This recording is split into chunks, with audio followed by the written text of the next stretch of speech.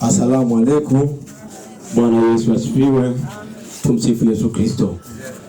Poleni na msiba. Sisi kama umababu nimeambatana na viongozi wenzangu, ametambulisha kamati wezeshi, lakini naomba na mimi nitambue uwepo wa kamati kuu. Nina katibu mkuu wa chama, nina mhasibu, nina makamu mwenyekiti na msemaji wa chama, lakini naomba nitambue uwepo wa wanachama wetu wote wa umababu ambao wako hapa. Naomba nianze na matangazo machache. Tunafahamu eneo la makaburi yako mbali. Kwa hiyo mara baada ya ibada kuisha, ni waombe watu wote ambao tuko hapa, tumeandaa usafiri wa bajaji zinapatikana pale. Kwa hiyo madereva tunasikilizana hapo vizuri baada ya kumaliza ibada, tunaomba tubebe watu wote ambao watakuwa hapa. Kwa hiyo utaratibu wetu tutawapeleka mpaka makaburini, tutashiriki mazishi, alafu tutawarudisha mpaka eneo la stendi ya soko jipya ndani. Kwa hiyo tuna bajaji zinafika 300 ziko pale, kwa hiyo watu wote mtakwenda. Naomba nirudi na matangazo sasa mengine. Sisi kama umababu tumepoteza mchapakazi mwenzetu. Ninapata taarifa za ajali ya Jonas saa 8 usiku kasoro dakika 10. Tulipambana kama chama kwa sehemu yetu kufika Rabinisi hospitali. Lakini tunafika eneo la ajali, tulikuta miili mingine pale, lakini tukajipa moyo baada ya kuambiwa dereva wetu wamekimbizwa Rabinisia. Lakini sasa tukiangalia hali ya bajaji kwa wale viongozi wachache ambao tulifika pale, hatukuwa na matumaini. Lakini tukiwa pale tuendelea na shughuli nyingine, tulipata simu ya daktari kutoka Rabinisia. Tulijipa moyo, kama Jonas ameweza kutoa namba ya simu, basi atakuwa anaendelea vizuri. Kwa tuliondoka tena kukimbia mpaka Rabinisia. Tunafika Rabinisia tunamkuta Jonas yuko ICU.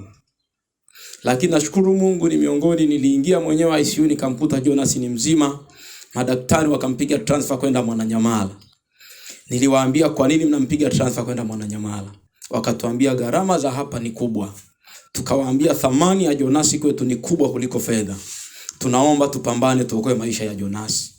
Madaktari walitukubalia, wakaanza matibabu. Inafika saa 10 alfajiri, kutoka ile saa 8 saa 9 hali ya Jonas ilichenji, akaanza kuvuja damu nyingi sana kutoka kichwani zikaanza kwenda tumboni. Madaktari walipambana. Binafsi ambao nilikuwa nikitoka ICU na kuingia, muda mwingi waliniruhusu niingie na kutoka. Niliona juhudi ya madaktari wa Rabinisia, Mungu awabariki. Walipambana kwa sehemu yao. Lakini mwisho wa siku tuseme jambo moja, mapenzi ya Mungu yalitimia kwa Jonas. Nasema ni mapenzi ya Mungu yalitimia kwa sababu kwa sisi watu wa imani tumekuwa kwenye mitandao yetu ya kijamii tunaposti picha za Jonas. Tunaona Jonas ana wiki kama 2 nyuma, kuna mkutano wa injili ulifanyika pale. Jonas alikuwa na ujasiri wa kutoka mbele na kwenda kuombewa. Alijua kesho yake inaenda kuaje. Kwa mimi sina mashaka na Jonas kwamba ameenda mahali salama. Sasa sisi kama chama tuna taratibu ambazo tumeziandaa. Moja, niseme tumeshiriki kwa sehemu moja au kwa namna nyingine.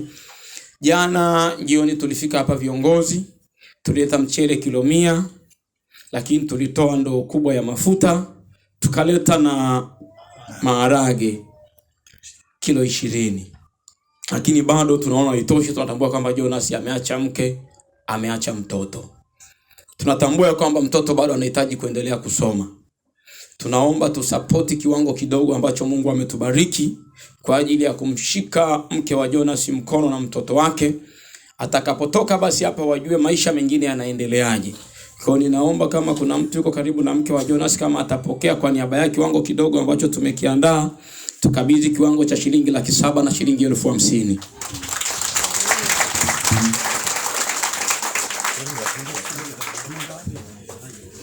Tunaomba tu asimame apokee. Mhasibu wetu wa kamati wezeshi yuko sahihi. Unaweza ukafika pale tukapata picha ya pamoja wakati anapokea. Sogea tu pale kwa niaba yetu, utatuwakilisha wengine.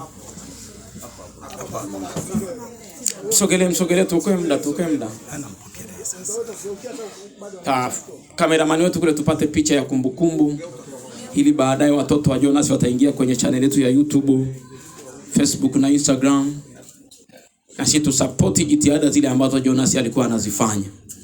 Kuhakikisha mtoto wake anasoma, kuhakikisha mtoto wa mama anaendelea na biashara ndogo. Lakini tunatambua tumepata msiba mara mbili. Kwenye familia ya Mzee Mwira tuna wanachama wawili. Daudi pale ni mwanachama wetu wa mababu. Daudi amepoteza kaka. Lakini Mzee Mwira mjumbe wetu tuko naye kwenye mtaa mmoja, baba wa Jonas, ambao na wao na mama hapa tunaona wao wamebeba sehemu kubwa sana ya msiba. Tunaomba sisi tena kama chama tusiache familia ya Daudi, familia ya Mzee Mwira. Tunaomba tena tukabidhi kiwango cha shilingi 750,000.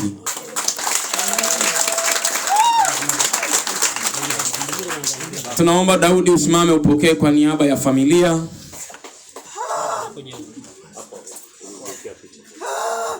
Asante. Tunawashukuruni sana. Tunamshukuru mwenyekiti wetu wa serikali ya mtaa, ametuwakilisha vizuri hapa. Sisi ni vijana wake. Tuko hapa Bunjubi, tunafanya naye kazi vizuri, tunashirikiana naye vizuri sana.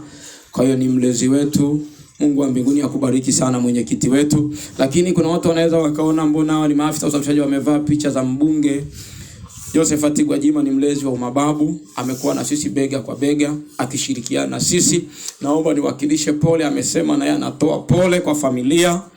Amepoteza kijana kwenye chama chetu cha umababu, kwa hiyo na yeye anatoa pole kwa familia ya Joseph Mwira, atawasiliana naye kwa kuwa ni mjumbe wake. Lakini wakilisha tena pole za mkuu wetu wa wilaya ya Kinondoni, Mheshimiwa Saadi Mtambule, anawapa pole familia. Nimewasiliana asubuhi ya leo, majukumu ya kiserikali yamembana, angetamani kuwa na sisi. Asanteni sana kwa kutusikiliza. Mungu awabariki.